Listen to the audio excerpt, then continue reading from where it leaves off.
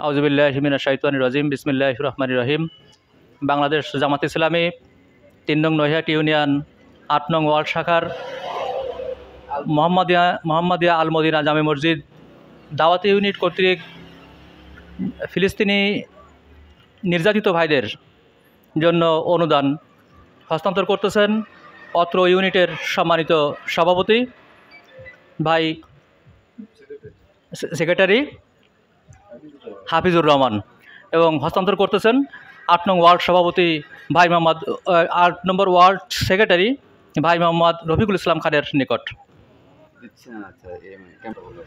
আমাদের আজকের এই অনুদান হস্তান্তর প্রোগ্রামে ক্যামেরায় রয়েছে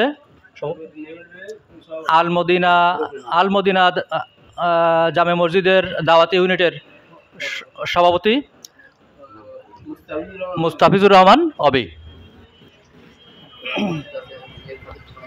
এবং আমাদের মাঝে উপস্থিত রয়েছেন ইলাইপুর সদর ইউনিটের সম্মানিত সভাপতি মাওলানা গাজী নূর মোহাম্মদ।